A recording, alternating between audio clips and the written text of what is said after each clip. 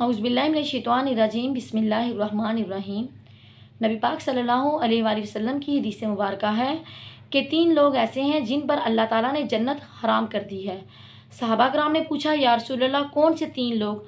फरमाया गया, पहला शराब पीने वाला शराबी, दूसरा वालिदैन की नाफरमानी करने वाला, और तीसरा वो शख्स जो ज़नाखोर हो या घर वालों से ज़ना करवाता हो, ज़ना जैसी बदफेली बदकारी करवाता हो। एक और रवायत में आता है कि सरकार दो आलम ने फरमाया कि 3 लोग ऐसे हैं जो अपने गुनाहों की सज़ा दुनिया में ही भुगत कर जाते हैं, उन्हें उनके गुनाहों की सज़ा दुनिया में ही मिलती है। वो ऐसे कौन से गुनाह हैं जिसकी सज़ा दुनिया में ही बंदे को मिलती है?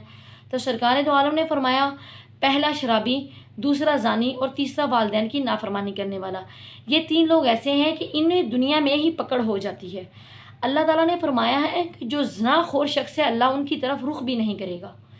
जिस जगह पर इंसान ज़नाह करता है, अल्लाह चाहता है कि उस घर में उस जगह को, उसके इर्द गिर्द जितनी बस्ती है, 70 लोग दाएं, 70 बाएं घर, 70 घर पिछली साइड पे, 70 अगली साइड पे, इन लोगों को अल्लाह ताला तबाह बर्बाद कर दे अगर उन घरों में बच्चे और बूढ़े ना हो। जिस जगह पर जना किया जाता है, उस जगह के इर्द गिर्द की तमाम बस्ती को अल्लाह ताला ज़मीन के नीचे दफन कर दे, उल्टा दे ज़मीन को, अगर उन घरों में बच्चे और बूढ़े ना हो या ऐसे मोमिन ना हो जो ज़िक्र इलाही में हमेशा मशगूल होते हैं, तो अल्लाह ताला ज़नाखोरों को वहीं पे तबाह बर्बाद कर दे। नबी पाक सल्लल्लाहु अलैहि वसल्लम की हदीस मुबारक है, हज़रत महमूना रज़ी अल्लाह तआला अन्हुमा फरमाती हैं कि नबी पाक सल्लल्लाहु अलैहि वसल्लम ने फरमाया कि मेरी उम्मत के लिए खैर ही खैर है, भलाई ही भलाई है। हज़रत महमूना फरमाती हैं कि हराम कारी की कसरत बहुत ज़्यादा होगी। तो सरकार दो आलम ने फरमाया कि जिस वक़्त मेरी उम्मत में हराम कारी के जो बच्चे हैं, हरामी बच्चे जो ज़्यादा पैदा होंगे, उस वक़्त मेरी उम्मत को तबाही और बर्बादी से कोई नहीं रोक सकेगा। ये हदीस मुबारक है कि सरकार दो आलम ने फरमाया, क़यामत तक के लिए मैं रहमत लिल आलमीन हूँ और मेरी उम्मत के लिए खैर ही खैर है। लेकिन जब ज़ना आम हो जाएगा, तब मेरी उम्मत को कोई नहीं बचा सकेगा। बेशक उन पर भी अजाब नाजिल होंगे, जैसा कि अब होते हैं। बेमौसमी बारिशें आती हैं, तूफ़ान आते हैं, अस्तग़फिरुल्लाह, ज़लज़ले आते हैं, आंधियाँ आती हैं, बहुत सारे नुकसानात होते हैं, भूख, अफलास, फितना और ये जो वबाएँ आती हैं, ये तमाम चीज़ें नबी की उम्मत पर आती ना, अगर ये ज़ना में मुब्तला ना होते, क्योंकि नबी पाक ने फरमाया है कि मेरी उम्मत के लिए खैर और भलाई ही है। लेकिन जब मेरी उम्मत के लोग ज़नाकारी और शराबकारी को आम समझ लेंगे, तब उन पर तबाही और बर्बादी आएगी। अल्लाह ताला हम तमाम मुसलमानों को ऐसे गुनाहों से बचने की तौफीक अता फरमाए। एक मरतबा एक शख्स नबी पाक सल्लल्लाहु जो ज़ना करते हैं लोग, अल्लाह ताला उनकी तरफ रुख भी नहीं करेगा। रोज़े क़यामत अल्लाह ताला उनकी तरफ से मुंह मोड़ लेगा। और वो कितना बड़ा ही खौफनाक मंज़र होता है जब इंसान दुनिया में, जब इंसान को कोई परेशानी होती है, परेशान होता है बंदा, तो बड़ा रोता है, ऐ अल्लाह तू मेरी मदद कर, ऐ अल्लाह तेरे सिवा मेरा कोई नहीं है, तू मेरे हर मसले का हल निकाल। तो अल्लाह ताला बंदे की हर मसले का हल निकालता है, क्योंकि वो फरमाता है, तू एक बार मुझे याद कर, मैं तुझे 10 बार याद करता हूँ। तो ये देखें, जब रोज़े क़यामत के दिन अल्लाह ताला अपने उन बंदों की तरफ देखेगा ही नहीं जिन्होंने दुनिया में ज़ना किया है, तो उस वक़्त उन बंदों का क्या हाल होगा, जो ये पुकार ही नहीं सकेंगे कि अल्लाह हमारे हाल पर रहम कर। क्यों? क्योंकि अल्लाह उनकी तरफ रुख मुबारक नहीं फरमाएगा, जो लोग दुनिया में ज़ना जैसे गुनाह में मुब्तला होते हैं।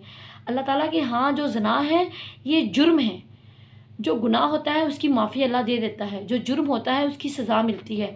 और नबी पाक ने यह भी फरमाया है कि ज़ना जो है, इसकी सज़ा दुनिया में ही मिलती है।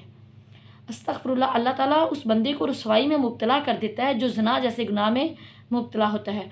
उस बंदे के माथे पर ज़िल्लत लिख दी जाती है, उस बंदे के घर के दरवाजे पर रसवाई लिख दी जाती है। फरिश्ते उस शख्स के पास नहीं आते जो ज़ना में मुब्तला होता है, चाहे वो आँख का ज़ुना है, ज़ुबान का है, हाथ का है, आपके कदमों का है या आपके पूरे जिस्म का है। अल्लाह ताला के हाँ इंतहाई नापसंदीदा ये अमल है। तो अल्लाह इस अमल से बचने की तौफीक अता फरमाए। अल्लाह ने वादा किया कि बेशक मैं तेरे रिज़्क़ का मालिक हूँ, राज़िक़ हूँ, मैं ही तुझे रिज़्क़ दूँगा। लेकिन जब इंसान ज़ना करता है, अल्लाह ताला उस पर तंगी कर देता है, उसके रिज़्क़ को कम कर देता है, क्योंकि अल्लाह ताला के हाँ ये बड़ा ही बहुत बुरा गुनाह है। تو جو بعض دفعہ عورتیں کہہ دیتی ہیں کہ ہم بڑے مجبور تھے تو ہم نے رزق کے لیے یہ کام کیا، ایسا ہرگز نہیں ہے، کیونکہ ایک مرتبہ کوئی بھی مجبوری ہمیں گناہ کی طرف مائل نہیں کر سکتی۔ دنیا میں بڑی سی بڑی جو مجبوری ہے وہ بھی آ جائے نا، تو انسان کو اس بات کا یقین رکھنا چاہیے کہ ہم رحمت للعالمین کی امت ہیں، نبی ہمارے رحمت للعالمین ہیں، ہم پر رحمت ہی ہے، رحمت ہے، اللہ رحمان ہے، اللہ رحیم ہے۔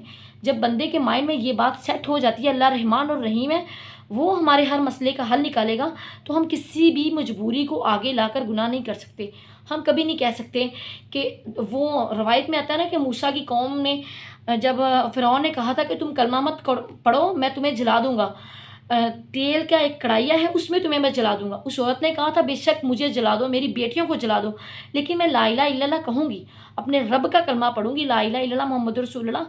اس طرح ہم بھی اپنے رب کے کلمے پر، اس کے بتائے ہوئے نبی کی بتائی ہوئی جو حدیثیں ہیں مبارکہ ہیں، قرآن پاک ہے، اس اطاعت پر چلے، واطیعوا اللہ واطیعوا الرسول، اطاعت کرو اللہ کی اور اس کے رسول کی۔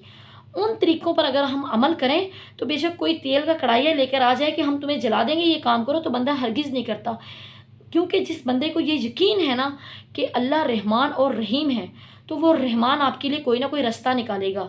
ایک مرتبہ ایک عورت کا واقعہ ہے، وہ کعبہ شریف میں طواف کر رہی اور اللہ تعالیٰ سے رو رو کے کہہ رہی ہے الحمدللہ، اے اللہ تو میرے کتنا قریب ہے۔ تو ایک شخص نے پوچھا کہ اللہ تیرے کتنا قریب ہے، تو ایسے کیوں کہہ رہی ہے؟ اس نے کہا اللہ میرے بڑا قریب ہے۔ ایک دفعہ میں سفر پر جا رہی تھی تو سمندر کے راستے ہم سفر کر رہے تھے، راستے میں طوفانی لہریں آنی شروع ہو گئی، ہماری جو کشتی تھی وہ ڈوبنا شروع ہو گئی، تو ایک اچانک بہت بڑی لہر آئی، ہماری کشتی کے تمام لوگ ڈوب گئے اور ایک پھٹا سا تختہ سا بچ گیا، جس کو پکڑ کے میں اس کے اوپر چڑھ گئی، بیٹھ گئی، اور میری گود میں میرا معصوم بچہ بھی تھا، یہ جو میں نے اب اٹھایا ہوا ہے، اور میں کعبے کا طواف کر رہی ہوں۔ تو اس بندے نے کہا پھر تم کیسے بچی؟ اس نے کہا کہ میں اس تختے کے اوپر بیٹھ گئی اور جو لہریں تھیں وہ مجھے لے جائی جا رہی تھی کنارے کے پار، دیکھا کہ اچانک سے ایک اور کشتی آ رہی تھی جس پر ایک آدمی تھا، وہ اپنی کشتی سے چھلانگ لگا کر میرے پھٹے پر آیا، میرے تختے پر آیا، اور اس نے مجھے برائی کی طرف مائل کیا۔ اس نے کہا کہ تم میرے ساتھ بدفعلی کرو گی اور لازم کرو گی، میں اپنی بات منوا کر رہوں گا اور تم میری خواہش پوری کرو گی۔ اس عورت نے کہا نہیں نہیں نہیں، ہرگز میں یہ کام نہیں کروں گی۔ تو وہ آدمی نے کہا نہیں تمہیں یہ میرے ساتھ کام کرنا پڑے گا۔ اس عورت نے، اس کا بچہ گود میں سویا تھا، اس نے بچے کو چٹکی اپنے ہاتھ سے نا کاٹا، چوٹی کاٹی، تو وہ بچہ جو تھا وہ جاگ گیا اور وہ زور زور سے رونے لگ پڑا۔ عورت نے کہا کہ میرا بچہ جاگ گیا ہے، چٹکی کاٹنے سے جاگ گیا تھا بچہ تو، لیکن آدمی کو پتہ نہ چلا۔ تو وہ عورت کہتی ہے کہ میرا بچہ جاگ گیا ہے، جب یہ سو جائے گا تو میں پھر تم جیسا کہتے ہو ویسا کر لوں گی۔ لیکن اس آدمی نے اس عورت کی ایک بات نہ سنی اور بچے کو پکڑ کر اٹھا کر گریبان سے سمندر میں پھینک دیا۔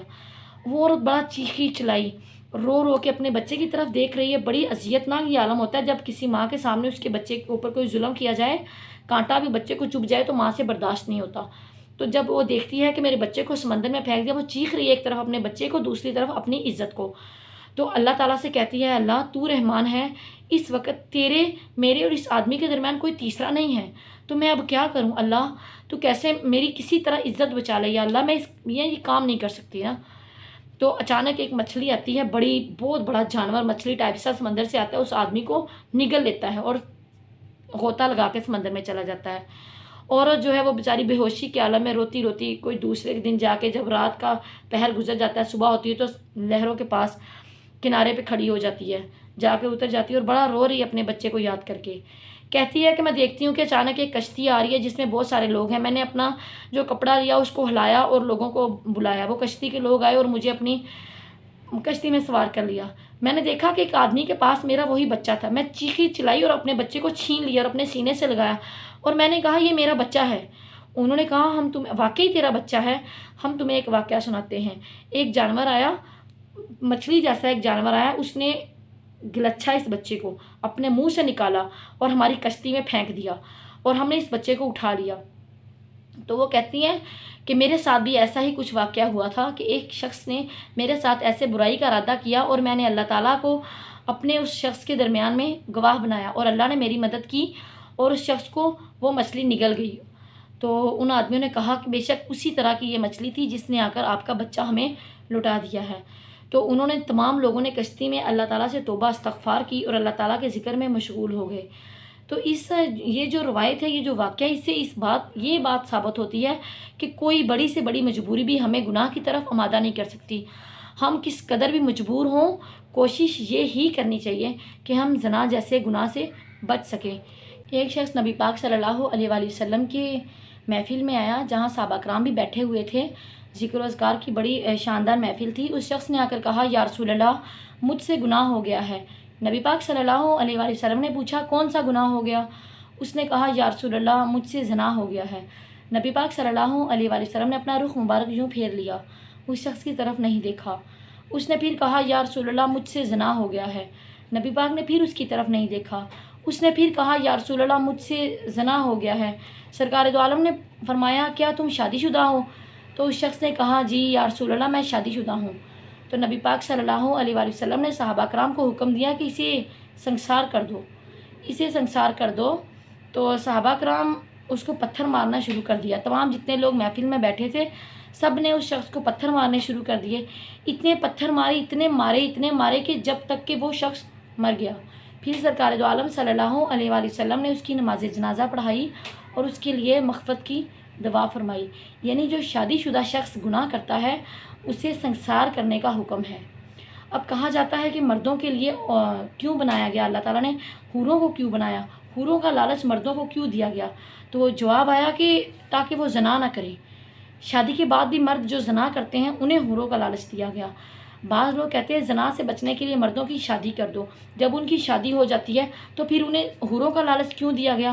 وہ اس لیے اللہ تعالیٰ نے مرد کو حوروں کا لالچ دیا کہ اے بندے، تو پاک رہ، تو پاک دامن رہ، بدلے میں تجھے 70 حوریں عطا کروں گا۔